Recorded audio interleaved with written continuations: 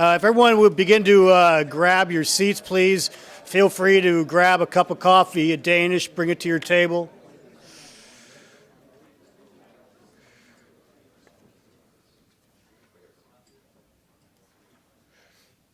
I mean, this is, I'm overwhelmed by the attendance here today. And I know that our co-hosts are as well. So many of you have traveled from some distances. I think this is the most number of outside of Washington, D.C. people we've ever had in one room at CSIS. So we're absolutely thrilled to have everyone here. And we're very thrilled, obviously, to have to Bart Chilton here, and I'll talk more about him in a second. But everyone, welcome to CSIS. My name is Rick Ozzie Nelson, and I'm a director of the Homeland Security and Counterterrorism Program here at the center. This event today is co-hosted, and it's kind of unique. We usually don't do events like this. We usually get a sponsor, and it's usually one institution. But the topic of Fusion Center has been something that I've been wrestling with, and our co-hosts have as well. And the three of us felt that it was important for us just to go out and be a little forward-leaning. I can use that word, Washington, D.C., those words, forward-leaning on this. So our co-host today, the Homeland Security and Studies and Analysis Institute, HSI, and then the Homeland Securities and Engineering Development Institute from MITRE. Now, I have to explain how to get this right, so they'll excuse me if I don't get this right.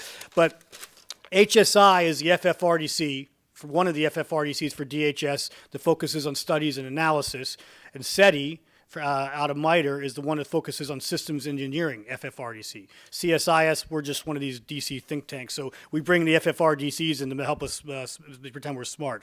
But I want to go ahead and thank our partners from HSI. Is Phil Anderson and Matt Phillips. Is Matt here? Did he not make it?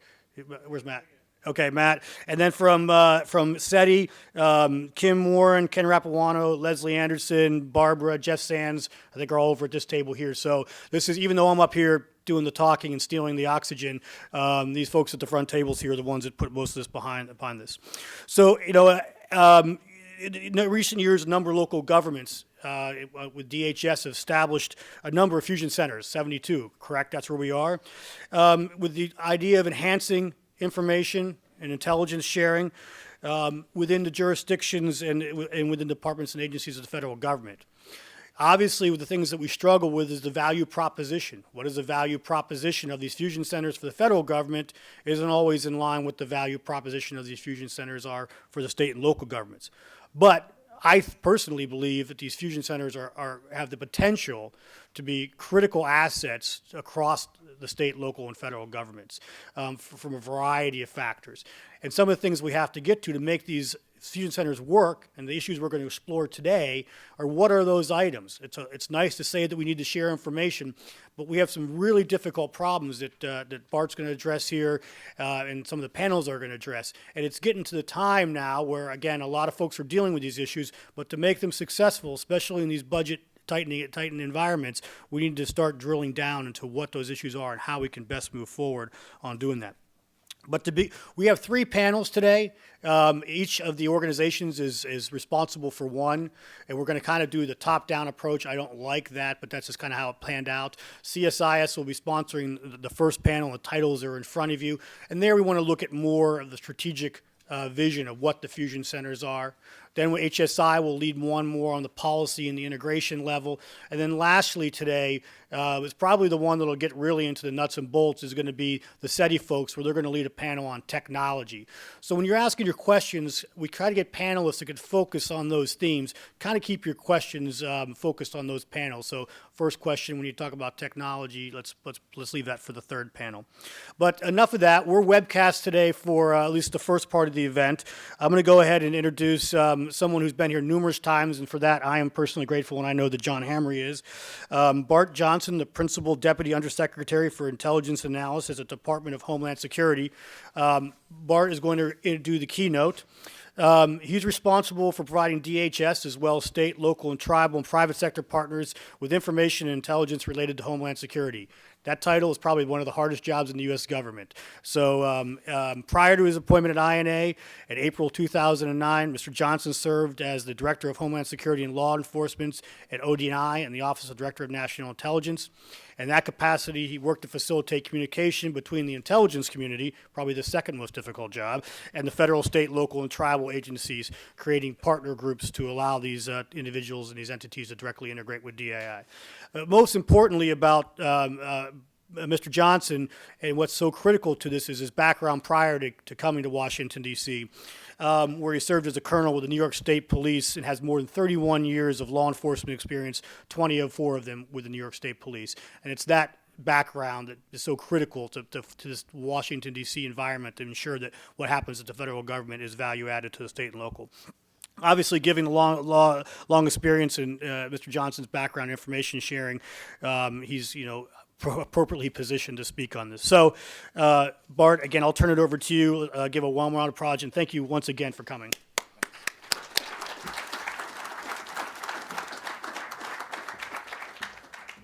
Good morning, everybody. It's great to be here, and I want to really thank Rick for that very kind tee-up and introduction. I concur with what Rick just said as it relates to the need for the National Network of Fusion Center, particularly as it relates to Homeland Security. And what I'll try to do over the next 30 minutes or so is try to illustrate some of the highlights, some of the progress that has been made in partnership with a lot of you out there. I would also like to echo his thanks to the organizers of this event. I'm not going to try to repeat them for the sake of brevity, but I really appreciate it to really stand up this forum. A lot of friends out in the audience, so I apologize for those of you who may have heard little pieces and nuggets of this, and for those of you that I don't know, it's great to see you also, and I hope to share some of the experiences. The most important thing to me is certainly the questions at the end, and I'll stay, as long as I need to, to answer the questions, and if not, see me afterwards, and we'll certainly try to get you the answers to any question that you may have. As it relates to this forum here today, I think it's very timely and very relevant to really what's going on in the country right now. There's a great assemblage of our state, local, and tribal partners here, some private sector folks, and all of us are members of the public. It's interesting that the department, for the first time, developed the Quizzer. It's affectionately known as the Quizzard, the Quadrennial Homeland Security Review, and within it, we defined the Homeland Security enterprise. And I totally agree with that definition. In that includes the federal government, state, local, and tribal entities, private entities, communities, and also the public. So all those pieces are very, very important in ensuring the safety and prosperity of our country. This session is also very timely in that the National Fusion Center Conference is coming up in several weeks. So the discussions here are certainly going to fold in very, very nicely to some of you who are actually going to be at that conference. So once again, I think it speaks well for the way that it was organized by Rick and others, and also the timeliness. So I thank you for that.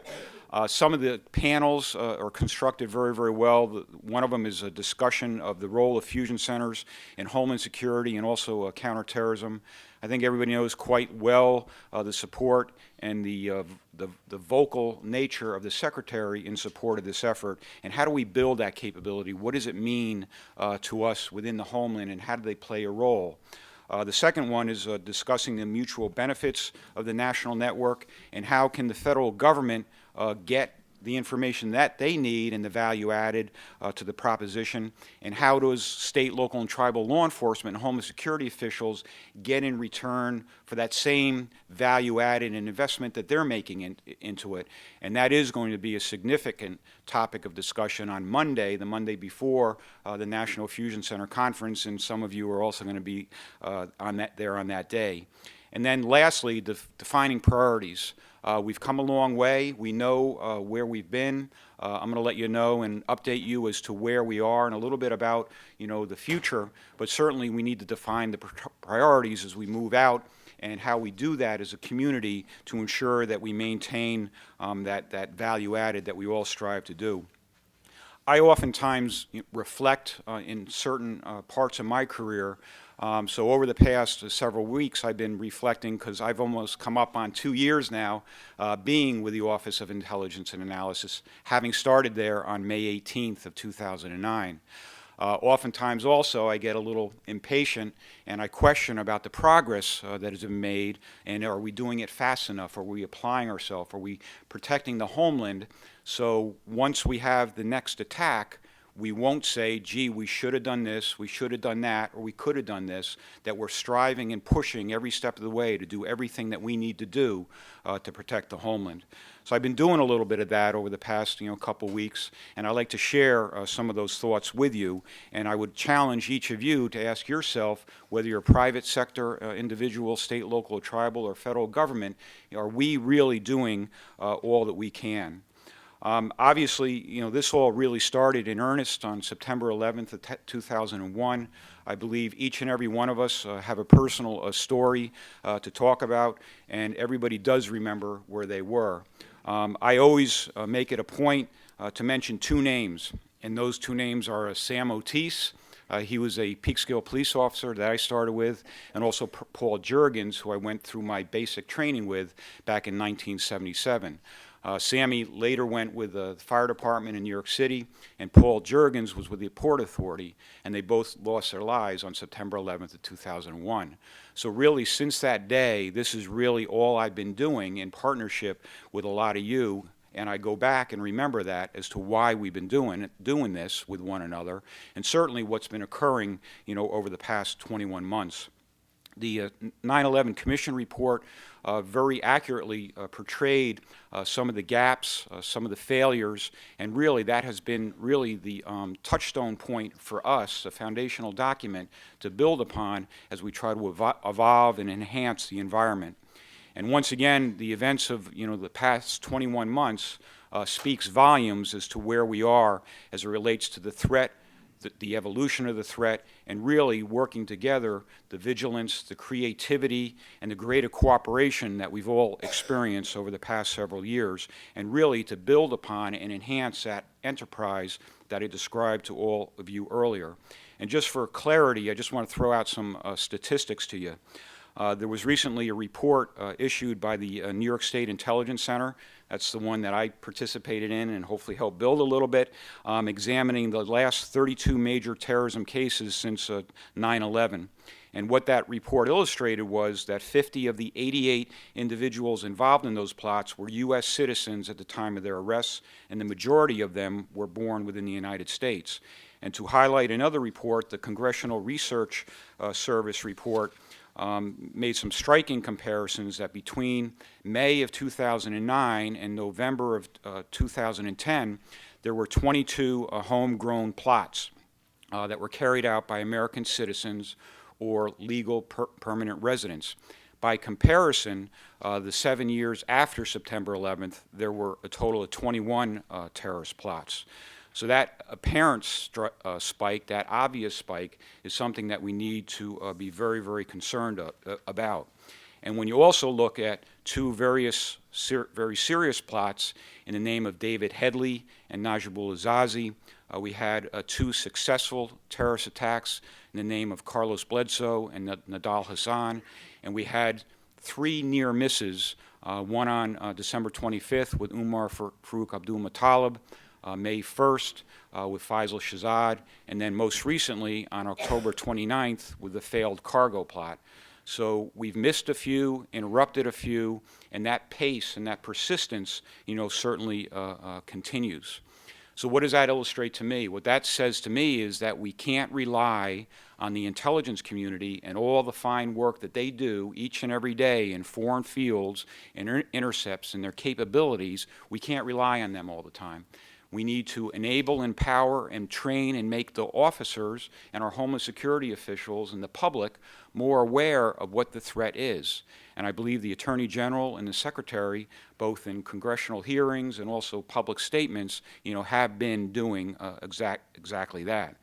So there's been some talk about, over the past 21 months, is this an anomaly, what is occurring, or is it the new norm? For me, it's the new norm. I believe we have to operate under the premise that there's other individuals here operating within the homeland who can attack with little or no warning. So that once again brings into clarity the importance of state, local, and tribal. And when you look back at some of the opportunities, that law enforcement always capitalizes upon, I'd like to mention two of them. And that was Trooper Charlie Batch, who was out on routine patrol and stopped a car for no front plate, and it turned out to be Tim McVeigh, and that was because of that individual doing his job. And also Trooper Catalano on September 9th of 2001, when he stopped Ziad Jarrah before he flew the plane into the fields of Pennsylvania. So those interactions are occurring each and every day in law enforcement, so we need to make sure that they get the information that they need. So once again, the passing of that information is critical, and that's what we're striving to do, and I think we're making some very significant strides. I want to coin a phrase also and borrow it from the International Association of Chiefs of Police, that Homeland Security begins with hometown security. I was very fortunate to have spent 6 years working in the city of Peekskill as a young patrol officer, and it's amazing what you see out on patrol. The interactions with the public, walking a beat, driving a patrol car, making vehicle and traffic stops, and the opportunities to observe suspicious activity and really act upon it and get it into the hands of the right people. And that's really what this is all about. So obviously, the department and the secretary has invested a lot of time and effort into building this national network of fusion centers. And I'd like to point out, she gave a presentation a couple weeks ago at George Washington University, and it was titled The State of Americans' Homeland Security. And it was an address, and I encourage you to pull it up and read it, because it says a lot about what we're doing and the interrelationships of the intelligence community, the federal government, the fusion centers, the nationwide suspicious activity reporting initiative, and then See Something, Say Something, and how they're all supportive of one another and intertwined with one another. And it's all to enable the FBI's led joint terrorism task forces. The JTTFs do an absolutely phenomenal job, and what I didn't mention were many of the fine investigations that they've done over the past 21 months. And they are supported and enabled by the fusion centers and the information that they have access to that are then provided to the JTTFs. And there's been a number of successes in that regard. So moving forward, from a federal perspective, we need to define what the federal government is getting out of this relationship. And quite frankly, we're getting a lot out of it, and we haven't even begun to realize the full potential and magnitude of what we can get out of this relationship. And I mentioned it to you a little bit about what is Lieutenant Tom Monahan getting at it, this relationship with the Fusion Center, and how he is keeping Sheriff Gillespie satisfied that the Fusion Center is providing the value added to address and mitigate in an all crimes fashion things like narcotics, money laundering, firearms trafficking, and also human smuggling. So there has to be that value added and that balance, particularly, as Ozzie mentioned, the declining budgets that we're witnessing out there right now. So you may ask me, and rightfully so, what are we doing about it? And I believe we're doing quite a bit in partnership with one another. Just about coming up on a year ago at the National Fusion Center Conference, we took this document called the Baseline Capabilities. The Baseline Capabilities came out in 2008, and that was built by the Criminal Intelligence Coordinating Council in partnership with the federal government as it relates to the fusion centers, the 72 of them. And we wanted to make sure that they were built upon a strong foundation, so as they grew and mature, they would have a series of commonalities associated with them. And that was the importance of that founding document. So at the national conference, we highlighted some of those critical operational capabilities to be defined as the ability to receive, analyze, disseminate, and gather information. So what do I mean by that? What I mean by that is there's a lot of great information in the intelligence community that is criminally related that the fusion centers need to keep themselves aware of the tactics, techniques, and procedures and indicators and warnings that could be a tipper to potential terrorist planning, plotting, and how to mitigate it. So we need to make sure that they have the ability, the fusion centers have the ability to receive that information both in classified and unclassified channels, and to be trained to know what to do with that. Complementary to that are clearances. The President recently signed an executive order putting the Secretary as the executive agent for the issuance of the clearances. There was just an article yesterday about how that has improved, and it continues to improve to make sure that state, local, and tribal and private sector have the appropriate clearances. Additionally, once you receive it, there needs to be an analytical level of experience within the Fusion Center to know what to do with it. In other words, to overlay it to the threat, to overlay it against the vulnerabilities, and try to realize what that vulnerability or threat is in your area of responsibility, the Fusion Centers. And once they get that information, it needs to be provided to the partners. And the partners are law enforcement, the private sector, Homeland Security officials, and certainly something that has evolved over the years are the field intelligence officers. So, for example, in New York State, every police agency in the state had a field intelligence officer to act as a liaison and that connect back to the Fusion Center to make sure that they get the information that they need and provide a very viable dialogue back and forth. So that, once again, is maturing. I mentioned gathering. A young trooper out on patrol makes observation based on those indicators and warnings. They need a process, the Nationwide Suspicious Activity Reporting Initiative, to record and document that information and get it back into the system, the Fusion Center, into shared space to be shared with the Fusion Center, the federal government, and certainly the Joint Terrorism Task Forces for potential investigation. And once again, see something, say something. I mentioned the Homeland Security enterprise and the importance of the public. I think you remember on May 1st, there was a vendor, Times Square, observed some smoke.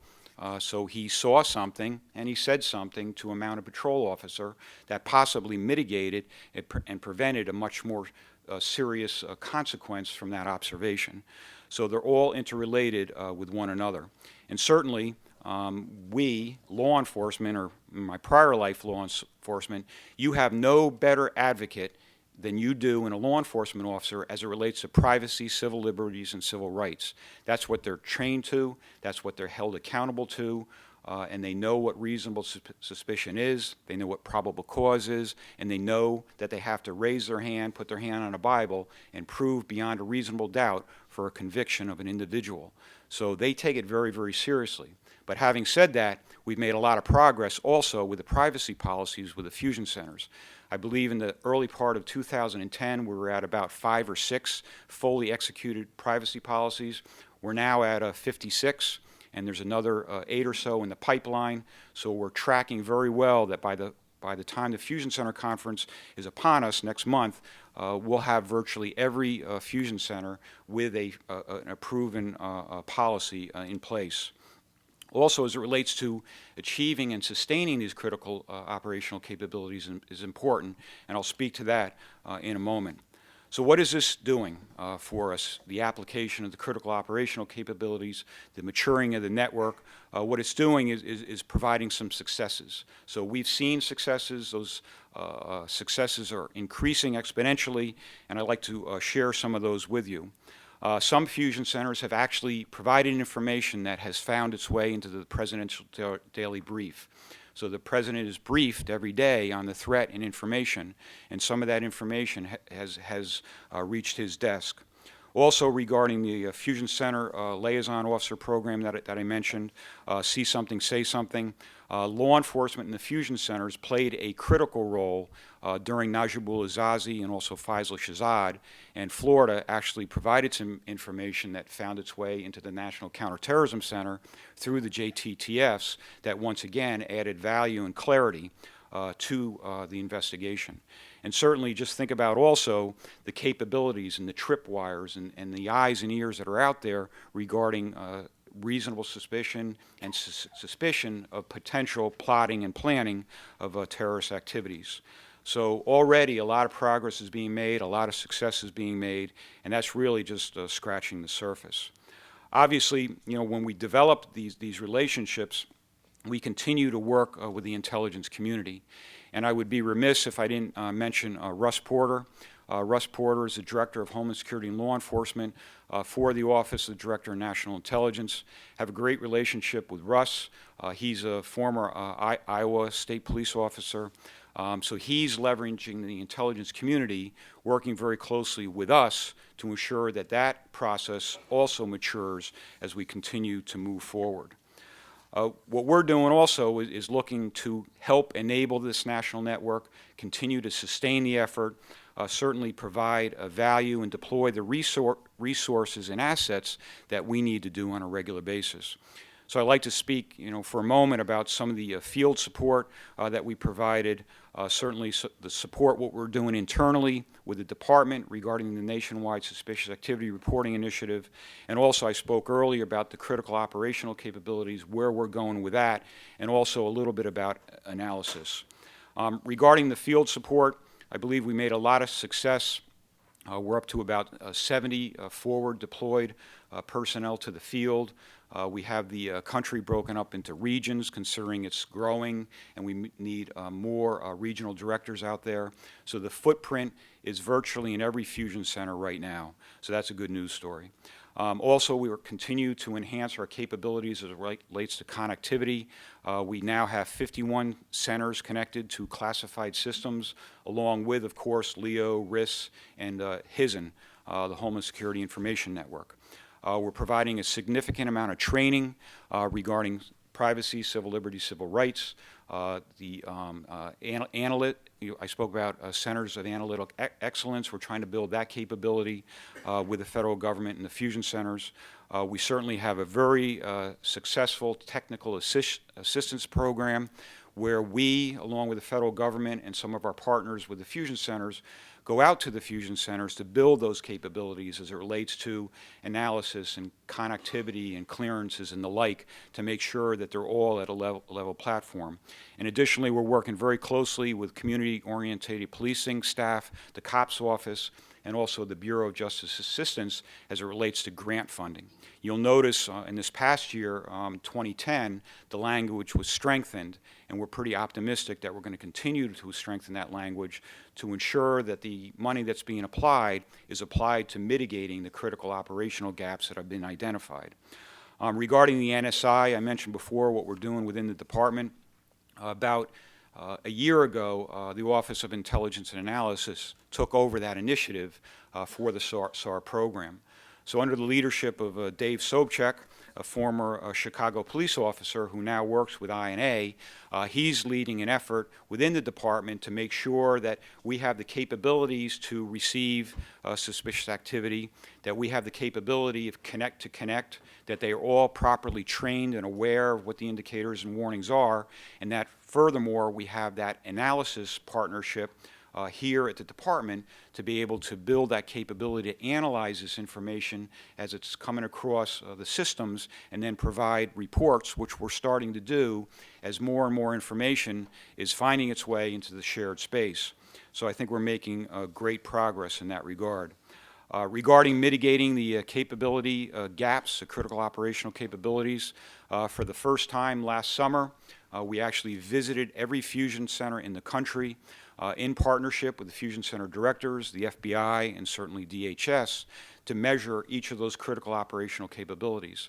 So right now, we know where every fusion center stands. We know if they're ad hoc, or if they're defined, or if they're institutionalized throughout the country. And what we did in the fall, September, October, November, and into December, we've developed a short-term mitigation plan that we worked very closely with the program manager's office for the information sharing environment to start filling those gaps and building those capabilities. So once again, working very closely with the directors, we're well on our way to doing that. And right now I'm waiting for the results of a survey that was sent out to see what successes we had in meeting and filling some of those gaps. And working with my staff and also the FBI, we're building a long-term strategy to ensure that it's sustained, along with performance management, along with exercises. So when somebody says, yes, we filled the gap, we'll be able to exercise it to make certain that they did indeed fill that gap. And once again, I mentioned the grant funding to assist them, the fusion centers, in filling the gaps. So you see it's all interrelated and supportive of one another. I mentioned a little bit about analysis. Once again, the partnership with the Bureau is phenomenal. Tony Placido, who's now retired, we built a great relationship with him, with the DEA, about the analysis to make sure that our production plans are aligned with one another, that we're providing value and timeliness and relevancy to provide operational and actionable information to the front lines in the field, and that they get that information as fast as they can. So I believe we made a lot of progress, developed a number of new products, one of which was developed in partnership with the ITAG-G, the Interagency Threat Assessment Coordination Group, called the Snapshot. And really what the Snapshot is it's a document. It's about 5 pages long. It's in a PowerPoint format that comes out within 12 hours of an incident, and they've come out after Faisal Shahzad, the Moscow bombing, and others, so they can get situational awareness and provide value to their partners as it relates to what happened, where, when, how it was executed, what were the tactics, techniques, who may be responsible, and maybe some preventative measures that could be taken if it reveals itself within the homeland. So once again, I believe some progress has been made in that regard also. I'd also be remiss if I didn't mention some of the partnerships that we have. I'm very fortunate that the partnerships that I still do have with all of the major law enforcement and Homeland Security agencies. I could pick up the phone anytime, anywhere, and have a dialogue with them, and it's great to see the support that they provide on a daily basis. I want to call out one in particular because they do have on their committee every major law enforcement and Homeland Security organization, and that's the Criminal Intelligence Coordinating Council. And that's led by Ron Brooks of San Francisco and Mike McClary of the Las Vegas PD. They're true partners, they're forward-leaning, they're action-orientated, and they're really committed to this effort in partnership with the federal government, and for that I'm truly thankful. What I'd like to do is close with really where I began. And once again, challenge myself and my team, which I do every day. Are we doing enough? Are we leaning forward enough? Are we partnering enough and being transparent enough with our partners so they know what we're doing? So once again, Ozzy, I really appreciate this forum to provide an opportunity to illustrate to each of you what we're doing on a regular basis. And I would challenge you also, whether you're private sector or you're meeting the requirements of the systems that are being made, state, local, and tribal, do you believe that you're doing enough each and every day? And certainly our partners within the federal government.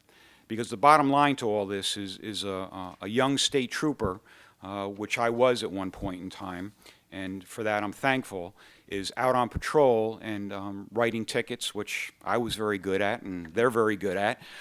So you picture a young state trooper on I-95 just outside of New York City, which connects Connecticut to New York City, and he stops a car for doing, 80 miles an hour in a 55-mile-an-hour zone, pulls that individual over, makes sure the car is safely placed on the side of the road, puts that Stetson on, the purple tie, approaches the car, license, registration, insurance card.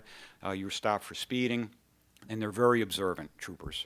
So they start looking around the car. They may see a drawing on the front seat, may see a timer in the back, in the glove box when they retrieve license, registration, may see a propane tank and some wires. And all those things individually possessed are not illegal. And even, in the car, they're not illegal, but put together, you would have something that could have happened on May 1st in Times Square with Faisal Shahzad. So that's really what this is all about. This is Plan A. There is no Plan B, and there shouldn't be a Plan B. This is a national network of fusion centers, and something that I believe needs to be enhanced, needs to continue to provide the value added, and it's certainly institutionalized. So I know I said a lot, but I hope I've given you a sense as to where we were, where we are, and certainly where we need to be in the future. And I really look forward to hearing the back briefs on the panels that are going to follow me. And I've looked at the list, the individuals who are on the panels. I'm not going to mention them by name, but there's some people on those panels who have played a critical role, and others in this room who built the foundation for me to build upon over the past 2 years. So I just really want to thank you all for your attention, and Ozzy, I'll be more than happy to take any questions anybody has. Great. Well, thank you very much, Bart. We appreciate that. And again, we love having you over here because your remarks are always so substantive, and the detail you provided about what DHS in your office is specifically doing is refreshing, because there's usually a lot of big hand waves in this town that we want to, again, do information sharing, but drilling down and showing exactly what you're doing is just incredibly worthwhile to the dialogue. So with that said, questions and answers. I think most of you know the CSIS. We have microphones around the room. When you get the microphone, please state your name and your affiliation if you have one, and questions only, no statements. And then we'll let Mr. Johnson go address them. So the first one right here. And you have a really big name tag, Mitzi. So the microphone's right behind you. Thank you. I'm Mitzi Wertheim with the Naval Postgraduate School. I'm a social anthropologist by training, so I come to this from looking at how people behave. What you're describing to me sounds like a major cultural change in behavior, because when I came to town, if you were in the intelligence community, if you had information, you held on to it because information was powerful. How do you build this trusted network? How does the woman in Arizona who noticed that this fellow was taking pilot training, how would you pick that up today? And are there any changes in the personnel systems that reward people for sharing? It's a great question. Over the past 3 years, I thought I knew a little bit about the intelligence community. I didn't know nearly enough about it. I really admire what they do and really how they share that information, because they have that trust in the systems and the accountability and the clearances to be able to share it safely. And what you mentioned, I was guilty of that. I ran the narco units for New York State, and that information was a close hold and nobody would ever see it. And it probably impacted on other opportunities to solve a complete organization as it relates to narcotics smuggling. But having said that, I think there's been a lot of lessons learned regarding countering terrorism. Nobody wants to sit on any information at all that could be related to preventing a terrorist attack.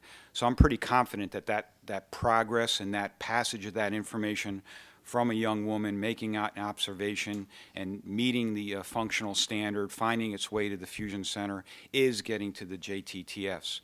And I think additionally, a lot of lessons learned are being had, and it's also breaking down some barriers regarding narcotics and weapons to get that information out also in a timely manner so law enforcement as a whole can benefit from it. Regarding accountability within the troopers, we actually called it out as an accountable thing in their performance appraisal, that if you weren't cooperative in sharing, you wouldn't be rated as high. And that's also true within the intelligence community. So it is finding its way into the training, the accountability, and some of it is generational, but it's all about leadership too, and setting the standard and holding people accountable to those standards. Don, go ahead. Microphone's right to your left. Don Lauren. And thank you for your remarks, Bart, and thank you for the service to the nation that you've provided for these years. To follow Mitzi's question and draw that out a little bit, while we've made marked improvement since 9/11, and certainly in very recent times, in sharing of information and intelligence, what would you consider, and that in part is due to a lot of your efforts, what would you consider the 3 largest remaining challenges to the sharing of Homeland Security intelligence and information that we should put on the front burner, and look at solving? Okay. I think one of the things to prevent is complacency, to ensure that we communicate very, very effectively to Homeland Security and law enforcement personnel and the public. It's where I started the conversation regarding operating under the premise that they're still here, attack with little or no warning, and continue to illustrate that. That will enable sharing. So that's something that we need to stay sharp to. I think also the budgets are very, very critical right now. It's creating a lot of opportunities, quite frankly, to maybe collapse some of these information sharing systems and really provide very value added as it relates to overcoming some of those obstacles. I think also we need to continue to build the trust in the relationship. I still don't believe state, local, and tribal capabilities, assets, and expertise are truly understood within the intelligence community and other pockets out there. not through any nefarious reasons, but just because lack of awareness. And just funny, mention it, I spoke to David Shedd yesterday, the Deputy Director of the Defense Intelligence Agency, about coming over to see him in 3 weeks and his leadership team, his Homeland team, to start having that conversation. Because David is a true believer and leader in this regard when I worked with him at the ODNI. Okay, let's go over here in the front. Microphone's coming from behind you there. We'll get to red tie next. Hello. Thank you for your presentation. Closer. Sameera Daniels of Ramsey Decisions. I've had the benefit of being in the national security law community for the past 5 years. And the thing that I am a little bit surprised about, there's a kind of a magical sense of information sharing. And I'm just wondering, and the reason I say this is because information sharing, I think what people are pretty good at. They gossip,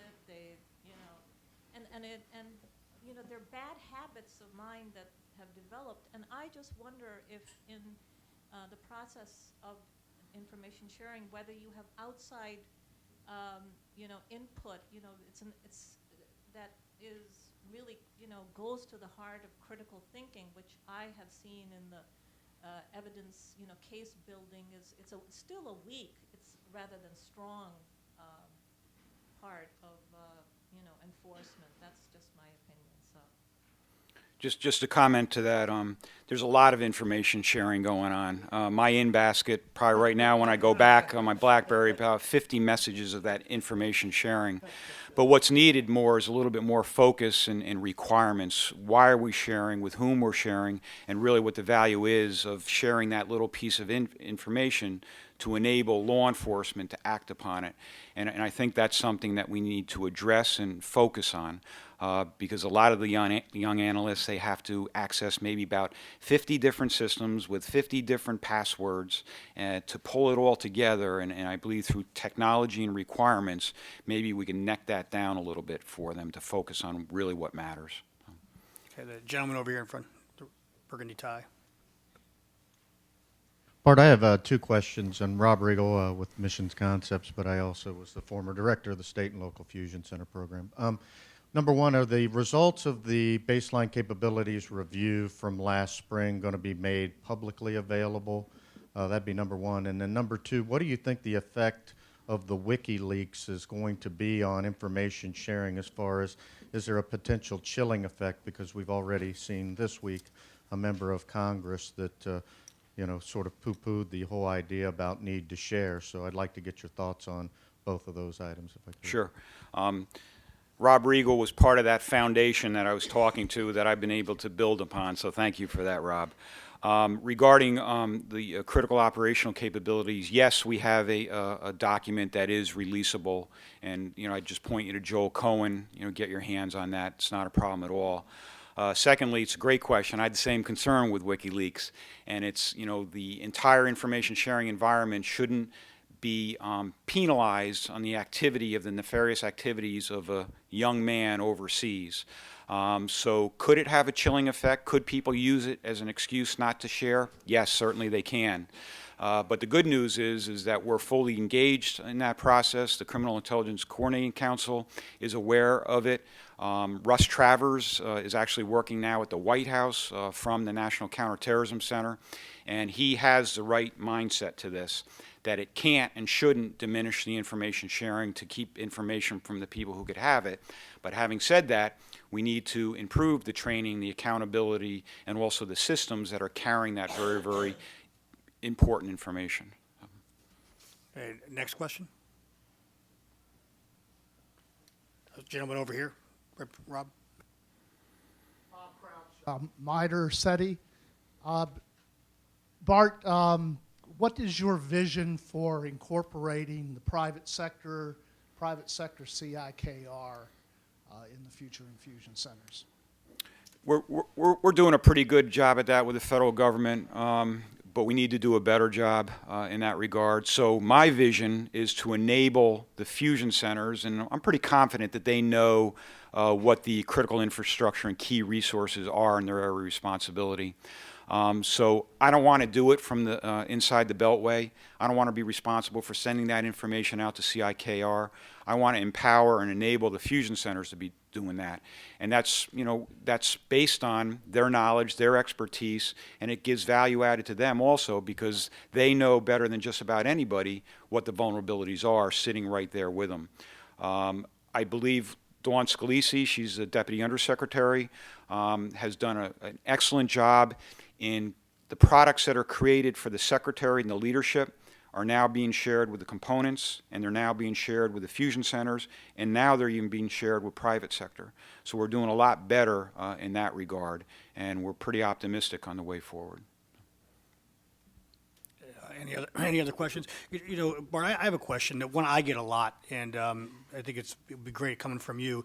Is a lot of folks when they talk about the function of the fusion center, the JTTFs come up. How do they work with the JTTFs? And some folks that are not supportive of the fusion centers are actually use that as a critical stick. And I don't think, based on your comments and also what I've heard, that's true. I believe there's actually good coordination. Can you describe that or expound upon that? Yeah, sure. The fusion centers, particularly in New York State, are really value added with the Joint Terrorism Task Forces. I had the opportunity to work with Pete Ahern, John Pikus, Joe Billy, some of the brightest minds within the FBI regarding that relationship. And the New York State Intelligence Center had a great understanding what they were to do. And what they were to do were to be those eyes and ears of front lines, the information shares, the awareness for the front lines, the interaction with the field intelligence officers to get that information to the system. And sitting at the NICIC was an FBI agent. So they had full scope and awareness of everything that's coming in. The JTTFs also had the right of first refusal. So if a tip came in, they would look at it and say, hey, you know, we're going to take this one, this looks like something, or, hey, Colonel Johnson, can you keep this one, run it a little bit, see where it goes, and then we would go back to them and say, hey, you do want to take this one, and then they would take it. So, and the JTTFs are investigative, and yes, some intelligence through the FIGs, but the NICICs and the fusion centers of the world are intelligence. They are not investigative, and they are not to be doing investigations instead of the JTTFs. So to me, it's very clear. Great. Thank you for that. Any other questions, gentlemen in the white shirt right here? Thank you. Tip Clifton, Eastport Analytics. You mentioned the issue of information overload and about how one of the answers is to focus on the requirements to hopefully choke down the information. And information overload isn't just happening here or at the fusion center. It's happening all the way out past the fusion centers out into the hometown arena. What can we be doing at the federal level to help out in the fusion centers and out beyond the fusion centers into the hometown arena to help folks with that flood of information in this context? Can you define hometown arena for you? You mean like the I general mean public? Past the fusion centers out into the state and the local, the communities those fusion centers are supporting. Okay, all right. Once again, I go back to the information needs and requirements. What is going to help a young state trooper do their job better? And to me, to do their job better, it's really about the indicators and warnings of terrorist activity, what the new type of drugs are that are out there. When I was in the city of Peekskill, there was something that came on the scene called crack. And that crack revealed itself during the early 80s. And I actually stopped the car and saw stuff, and I didn't know what that stuff was until my partner says, hey, Bart, that's crack. So how do you get that type of information out to have a better informed law enforcement officer, a better aware, and the wherewithal to who do you report it to, and once you report it, the confidence that something's going to be done with that information. So it's all about requirements, and not to speak for local law enforcement, but my relationships with local law enforcement, yes, they do have the same problem, and the same solutions that apply between the federal government and the fusion centers are now going to cascade down to help assist in that regard also. Great. Any other questions out there in the audience? Going once, going twice?